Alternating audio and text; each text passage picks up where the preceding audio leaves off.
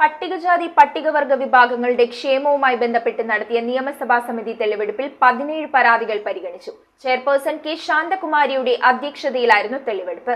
പട്ടികജാതി പട്ടികവർഗ വിഭാഗങ്ങളുടെ ക്ഷേമവുമായി ബന്ധപ്പെട്ട് വിവിധ തരത്തിലുള്ള പരാതികളാണ് കളക്ടറേറ്റ് കോൺഫറൻസ് ഹാളിൽ ചേർന്ന നിയമസഭാ സമിതി പരിഗണനയിലെടുത്തത്. കെ ശാന്തകുമാരിയുടെ അധ്യക്ഷതയിലുള്ള സമിതിയിലെ അംഗങ്ങളായ P V Sreenijan, V R Sunilkumar, P P Sumod എന്നിവർ തെളിവെടുപ്പിൽ പരാതികൾ പരിഗണിച്ചു. ജില്ലാ collector NSK Umesh, ADM Vinod Raj എന്നിവരും സന്നിഹിതരായിരുന്നു. ആകെ 17 പരാതികളാണ് പരിഗണിച്ചതെന്ന് ചെയർപേഴ്സൺ പറഞ്ഞു.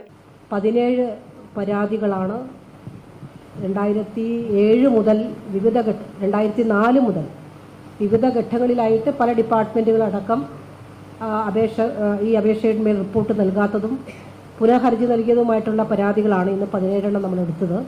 അതിൽ ബഹുഭൂരിപക്ഷവും നമുക്ക് ഒരു കൂടിക്കാഴ്ചയുടെ ഭാഗമായിട്ടോ അല്ലെങ്കിൽ അവരെ വിളിച്ചൊന്ന് തീർപ്പാക്കി പോകേണ്ടതായിട്ടുള്ള വിഷയങ്ങളായിരുന്നു.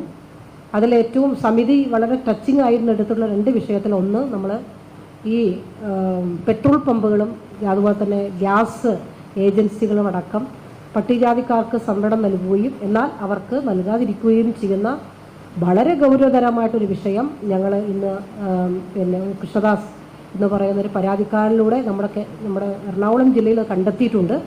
അതിനെ സംബന്ധിച്ചൊരു സമഗ്രമായ റിപ്പോർട്ട് സംസ്ഥാന ഗവൺമെൻറ്റിന് നൽകുന്നതിന് വേണ്ടിയിട്ടുള്ള ഒരു നിർദ്ദേശം ഓൾറെഡി എടുത്തിട്ടുണ്ട്. അതിൻ്റെ കൂട്ടത്തിൽ ഇതുകൂടെ പറയുകയാണ്. അത് അടിയന്തരമായി പരിഹരിക്കണം എന്നതിനെ സംബന്ധിച്ചുള്ളതാണ്. പൊതു താൽപര്യത്തിന്റെ ഭാഗമായും വിദ്യാഭ്യാസ വിഷയങ്ങളുടെ ഭാഗമായും പരാതികൾ ലഭിച്ചു. 1 മാസത്തിനുള്ളിൽ റിപ്പോർട്ട് സമർപ്പിക്കാൻ ആവശ്യപ്പെടുമെന്ന് ചെയർപേഴ്സൺ ശാന്തകുമാരി അറിയിച്ചു. പൊതു താൽപര്യത്തിന്റെ ഭാഗമായി വന്നിട്ടുള്ള കുറേ വിഷയങ്ങൾ, ഒന്ന് റിസർവേഷനെ സംബന്ധിച്ച്, അതുപോലെ തന്നെ എയ്ഡഡ് വിദ്യാഭ്യാസ മേഖലയെ സംബന്ധിച്ചിട്ടുള്ള റിസർവേഷൻ, ഇതെല്ലാം വളരെ ഗൗരവതരമായിട്ട് തന്നെ ഈ സമിതി നിരീക്ഷിക്കുകയാണ്. അത് ആ നിലയിൽ തന്നെ പരിശോധനയ്ക്ക് വിധേയമാക്കി സർക്കാരിന് റിപ്പോർട്ട് സമർപ്പിക്കുന്നതാണ്. അതോടൊപ്പം തന്നെ ഇന്ന് ഞങ്ങൾക്ക് 14 പുതിയ പരാതികൾ കൂടി ലഭ്യമായിട്ടുണ്ട്. അതെല്ലാം പരിശോധിച്ചു. അതിനകത്ത് സംസ്ഥാന തലത്തിൽ സർക്കാർ എടുക്കേണ്ട തീരുമാനങ്ങൾ വകുപ്പ് തല റിപ്പോർട്ട് വേണം. അതേസമയം ചില ഇൻഡിവിജ്വൽ പരാതികളും വളരെ ഗൗരവമായിട്ട് ഇവിടെ തന്നെ പരിഹരിക്കേണ്ടതായിട്ടുള്ള 9 പരാതികൾ ബഹുമാനപ്പെട്ട ഡിസ്ട്രിക്ട് കളക്ടർ കൈമാറിയിട്ടുണ്ട്.